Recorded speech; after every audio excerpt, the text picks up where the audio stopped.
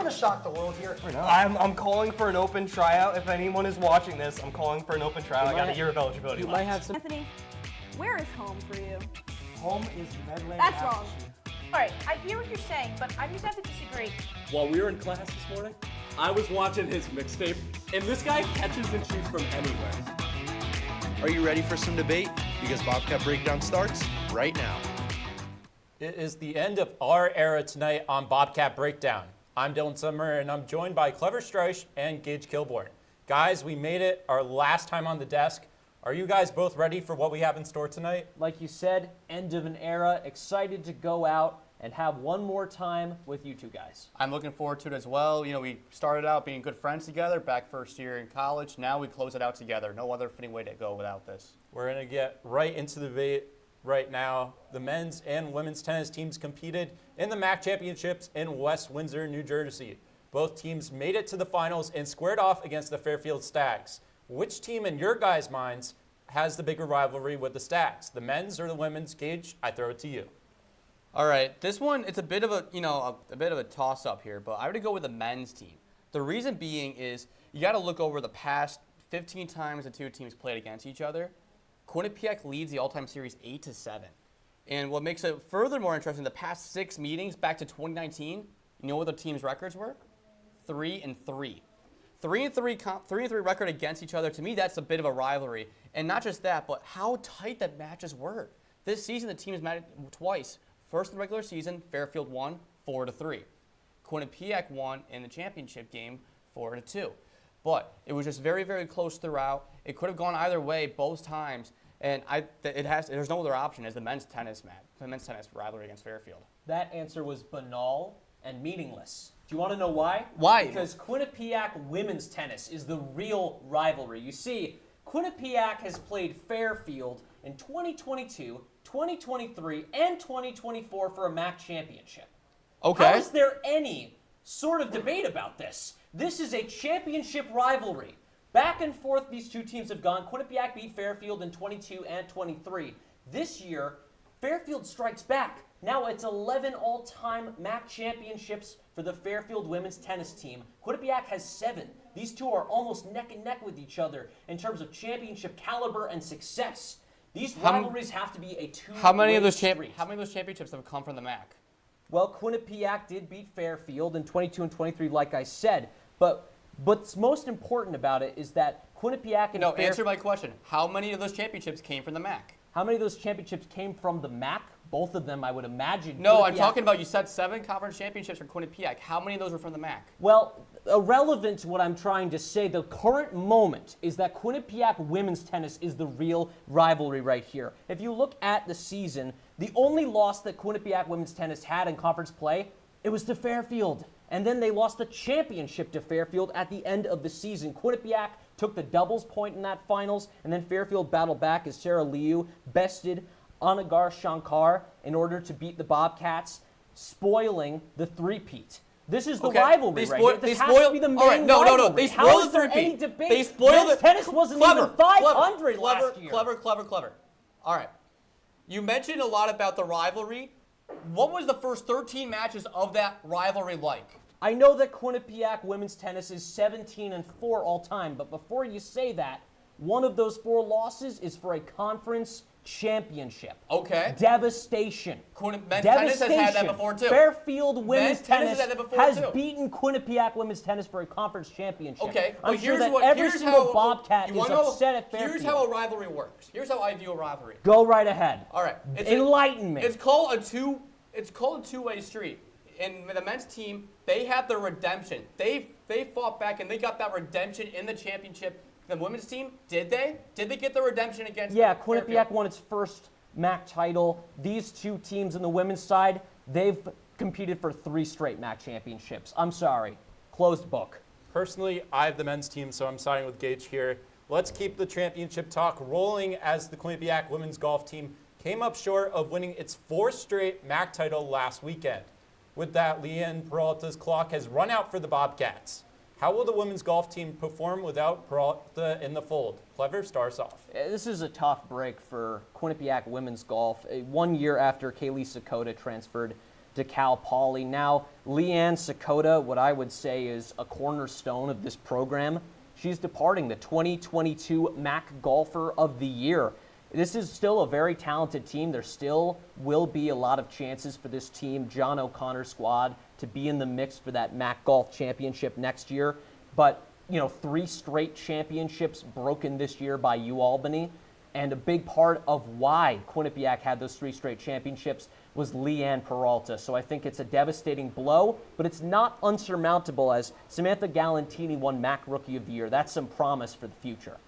Yeah, I think the team will be really fine. I mean, you talk about John O'Connor. He's been at the helm for 14 years, and he's kind of like the Ram Pecknell of the women's golf team. He built the program up to be one of the top contenders in the MAAC every year. You know what the lowest place they finished in the MAAC championships was, Clever? Fourth place out of a 9-team conference.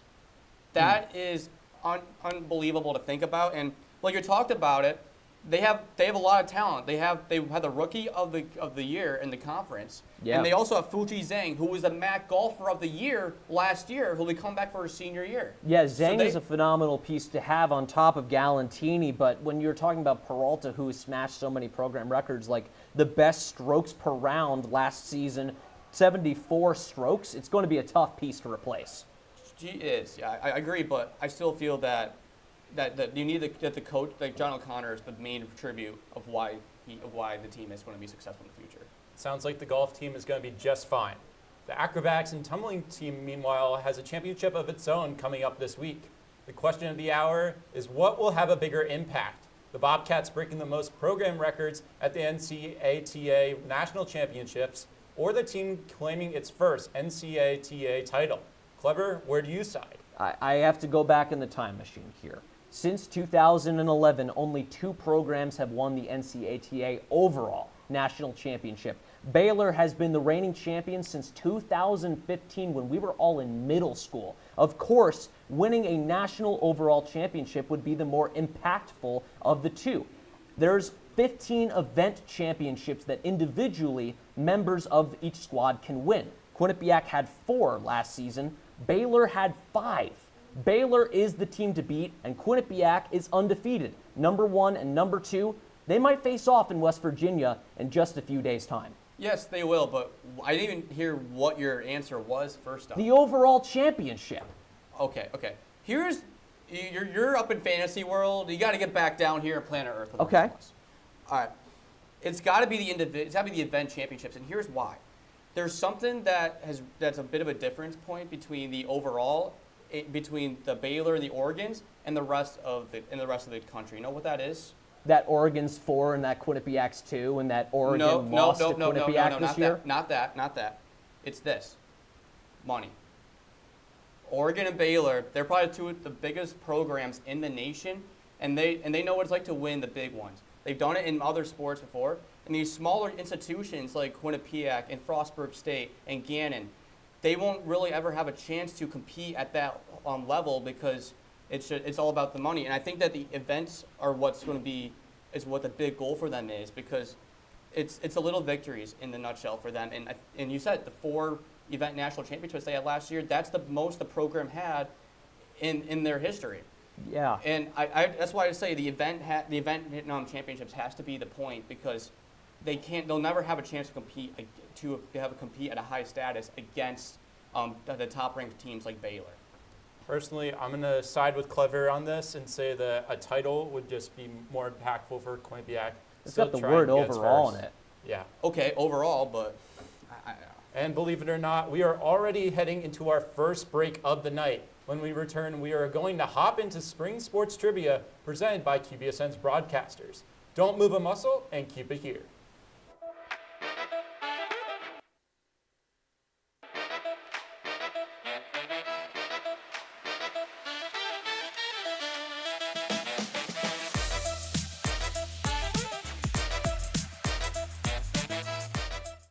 Miss the action? We've got you. Every team, every game. In-depth coverage, all the access, and of course, all the action. No doubt about it. In isolation, it goes backhand toss up. Scoop layup with 3 seconds remaining. He hits the game winner. Knock, knock, who's there? Nobody. Vinny Duplessis sends her right back. This is Sports Pause, Monday nights at 9:30, only on Q30 Television. What do you think you're doing, Kevin?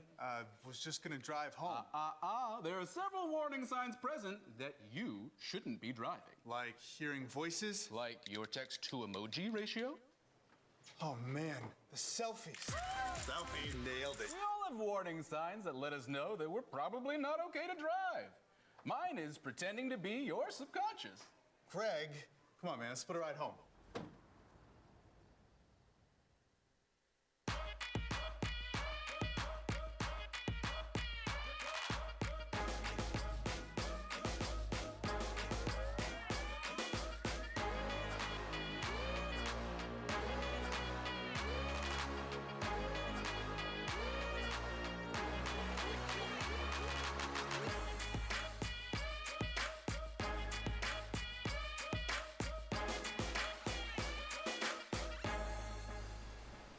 Welcome back to Bobcat Breakdown. Our phone lines have been busy over the commercial break, and a few friends over at QBSN have decided to call in and ask us a few spring sports-inspired trivia questions. Let's kick this one off with Zach Taranko, who says he has a dashing track question. All right, hey guys, I'm a huge track guy, big track guy, so I gotta ask you. Liv DiStefano broke the school's 10K record this past weekend at the Ryder Invitational. How many seconds does she beat the record by? I'll give you a bonus point as well if you know the exact time. I don't think you'll get it, but I'll give you the bonus point. I think I'm gonna jump into this game of trivia as well, but in case you missed Zach's question, how many seconds did Liv DiStefano beat the 10K record by this past weekend?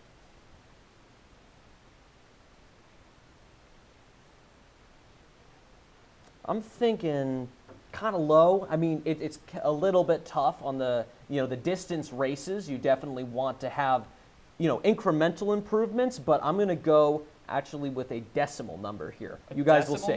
You guys will see. Okay. You guys will see. I'm curious to see because where your track knowledge is. All right, let's reveal the answers. Okay. I'm thinking 2.3 seconds. Wait a minute. Do you know how distance events work? Yeah, but sometimes you can beat it by a few seconds. So Yeah, I'm going to take the clever. low ball. Sometimes if in the price of right, you bet $1, you win. Clever. I'm going to go low ball here, 2.3 seconds. Whenever you get a PR, a personal best, or a program best in an event, in a distance event, it is easily you lose more than you gain more time. You get faster than just 2.3 seconds. Yeah, it happens every once in a while, but it happens more in the sprinters than for the rest of it. It's 31 seconds. Okay, I'm going to go with 33 seconds, so Wow. leaning closer to Gage, but let's All go right, ahead shot in and the see dark, that why not? answer.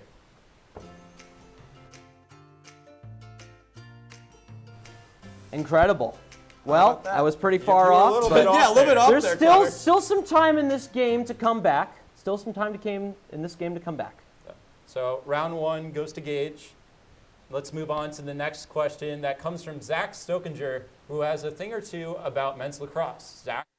Hey guys, long time watcher, first time caller. It's great to hear from you all. Senior midfielder Ryan Donnery currently ranks third all time in single season assists, tallied 27 already this season. What is the current record and bonus points if you know who?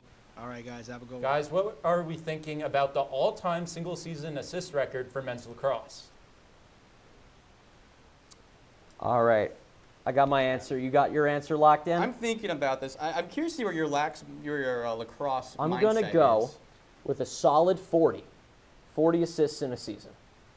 Okay. Maybe a little bit low, but when you only play 13, 14 games, I think 40 is a pretty decent guess. I'm saying around 52. Okay. I think it's going to Okay. be. It's got to be around the 2016 season though, because that team was stacked. Yeah, and they were a good team. They were a solid team. They made it all the way to the. They won a conference national tournament game as well. Mm-hmm. I mean, I'm in the middle of the desk, so I'm going to go right in the middle between you guys with 48. But let's see what that answer is. And it comes out to 31, so Clever's the closest there. Let's go. Oh boy, it is tied. Let's go. You love to see it. I think this one's going to be swaying the momentum towards my side. Well. They wanted competition, so I'm giving it to them. All right. Let's go on to the third question. Tied at 1-1, but now we have Anthony Rossi calling in with a question on the women's lacrosse team. Let's hear it. Yeah, thanks for letting me call in. Thank you guys for all the great work you've done these past couple of years. I'm here to ask you a question about the women's lacrosse team. The Delman sisters, Ella Grace and Mia, yeah, they're combined for about 54 goals this year. So what percentage of the team's total goals do these sisters make up? Okay, so for my answer, I'm going to go with 49% of the team's goals coming from those players. I'm saying 35.6, saying a little bit lower. Okay. And I mean, they still made an impact, but my answer there. I say 35.6. I'm going to go above both of you. They had 55. a big impact on this team, so let's go ahead and look at what the answer is. It comes out to 36.99, so Gage with another point. Mr. Kilborn getting into the nitty-gritty with another point. I'm telling you, I know lax a little bit here. Okay. Let's move on to the next question. Yeah, we only have one more call tonight, so let's go to Beckett Calkins in Hamden, who has a question for us about baseball. Well, guys, it looks like you're up to bat for this one. Pitching has clearly been one of the Bobcats' bright spots this season, with 18 guys already stepping up to the mound this year. But guys, what was the highest number of pitchers that were used in a single series this season? I'll hang up and listen. What a great question from Beckett. And if you didn't hear it, what was the highest number of pitches used in a single game by the Quinnipiac baseball team? Gage, you go for it. All right. I mean, they have like a 17. I think they have a 17-man pitching rotation. I'd say I think they struggled a lot against the Ryder series, especially. So I'm thinking 10. I have 10 as my number. I think it's I'm around pretty there. close to that. I'm going 8. I think that's like, the bullpen 1 per inning at most. John Delaney known to use a lot of, pitchers from the bullpen, a lot of his depth. So I'm going to go with 8. Normally, John Delaney goes ahead and he rotates guys around. So I'm going to go a bit lower than both you guys with lucky number 7. Oh, you have 80 right there. Huh. If Clever gets this right, that's a lot of pitchers. That might be the most pitchers in the MAAC. If Clever gets this right, he gets 2 points here. So it's a big question. Let's look at that answer. And it comes out to 16. 16. So John Delaney going through a lot of his pitchers on that day. I guarantee you it has to have been the Ryder series. Must have been the Ryder series. I'm feeling it. But so, Gage, does that give you the win? I believe it does. 3-1. I get the win. I'm telling you. I had to make it close and competitive at the beginning. I demand a recount. This is unfair. This is most. unfair. I tell you, this is just ridiculous. Just looks like Gage studied more than you. Oh, well. And that will do it for trivia, but don't go anywhere. When we return, we're going to give the turning points for the baseball and men's lacrosse team seasons. More Bobcat breakdown on the docket after this.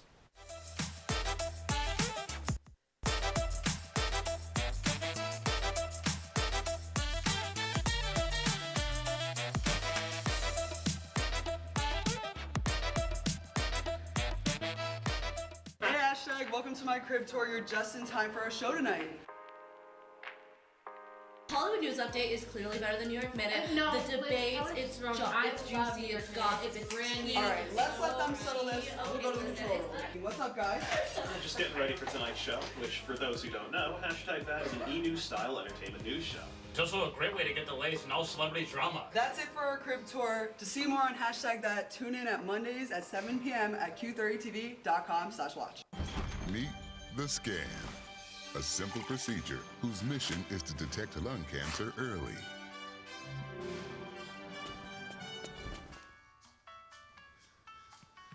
I'm here to save you. But I feel fine. That's great, but you may still be at high risk for lung cancer. Oh man, that's a new fence. If you smoke, early detection could save your life. Learn more at savedbythescan.org. Type 2 diabetes can have a big impact on your life, but how can it be prevented? Well, the first step is knowing if you have prediabetes, a serious medical condition that puts you at high risk for type 2 diabetes. 1 in 3 American adults has prediabetes, but more than 80% don't know they have it. The good news is, prediabetes can be reversed, and for many people, healthy changes in their daily routine can make a big difference. Take the 1-minute risk test today at doihaveprediabetes.org. Welcome back to Bobcat Breakdown. We turn it over to the diamond now as the Quinnipiac baseball team swept the Canisius Golden Griffins over the weekend. within the series. Quinnipiac outscored Canisius 24-9. Guys, what was the difference in the Quinnipiac pitching for the series?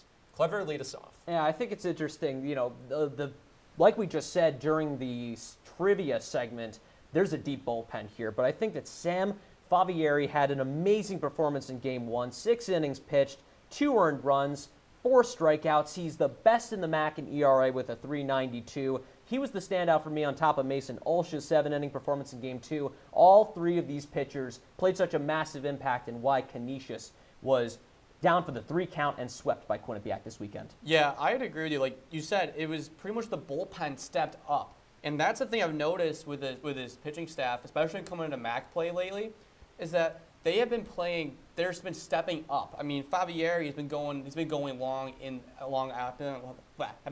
long outings at the bump, and their ERA during the 6-game conference win streak, Clever, 3.00. That is phenomenal to have. And same thing with their WHIP. They allow about a little over a runner on a scoring base.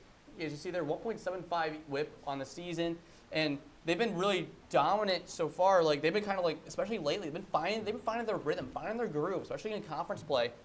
And it has to be the fact that the relievers have been stepping up. And when you do that, it gives the rest of your guys some more time to breathe. Instead of having, like you said, a 16-game arms they threw out in 3-game series. Yeah, that's a lot of arms. I mean, if you have like those long outings like Sam Favieri and Mason Olsz have, it will really help put a lot of stress on the shoulders and the arms of your other throwers. Yeah, Mason Olsz had 10 strikeouts in Game 2. Andrew Rubio had 4.1 innings pitched, 3 earned runs, 2 strikeouts, 6 hits. Really strong day for the entire bullpen. Really strong weekend for the entire bullpen, who now have 4 straight wins, 5th best pitching in the MAAC. And Cable, a starter in Game 3, just went with the first inning. That was it. And the pitchers are going to have to be consistent as they now have a long road trip ahead. While baseball trended in the right direction, the men's lacrosse team has been on the struggle bus. After being undefeated until mid-March, the team has dropped 4 of its last 6 contests. In your guys' eyes, what was the turning point of the men's lacrosse team? Gage, let's start with you this time around. The turning point is how you start the games, and that is on the face-off dot, and they've been struggling with that over the past 6 games, Clever. Do you want to know what their win percentage in the face-off dot is? Go right ahead. 41.7%. Ooh. It's not good at all, and we don't have the possession on your favor. It really does not help in the long run, and I think in general, like, if you don't have possession, you don't have a chance to score the goals. I mean, Mason O can only do so much defensively, but if you rely on him too much, he's going to let too many goals slip in, and you can't have enough time to turn it back. To add on to that, Quinnipiac is 2-22 in their last 5 games played in man advantage opportunities. They allowed 4 man advantage goals to Sacred Heart when the Bobcats fell to Sacred Heart a few weeks ago. This is tough. They have good scoring. Dylan Donnery's 5th for goals per game in the MAAC, but Quinnipiac needs to not have these very close losses. Every single time Quinnipiac has lost, all 4 times this season, has been by 3 goals or less. These are tight games. Quinnipiac cannot repeat last year's MAAC playoffs where they lost 29-19 to Marist. And with that, we are now in the home stretch. When we come back, it's time for our final goodbyes to Q30 Television, and it's about to get emotional. So get your tissue boxes and come back here after the break.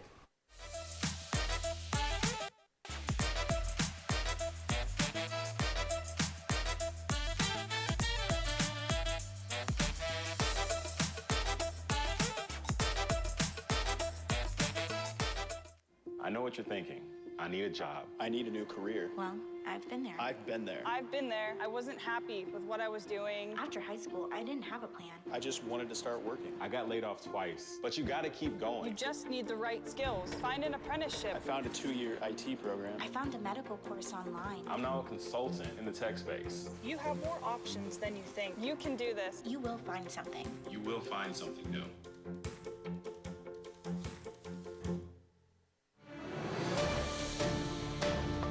Reporting from the South Quad. Reporting from outside the ledges from the Arnold Bernard Library. Reporting from North Haven parking lot. Reporting in Hamden. Reporting from Hamden. Reporting in Meriden. Reporting from Grassy Hill Farm. Reporting from outside Emily Arena in Tampa, Florida.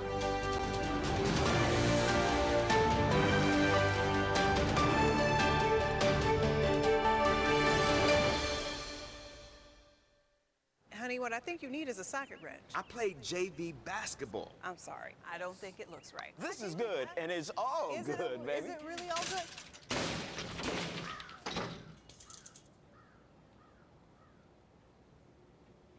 If you love me enough to routinely test your handyman skills, not to mention the strength of your marriage, then of course you'll visit nhtsa.gov/therightseat to make sure I'm in the right car seat.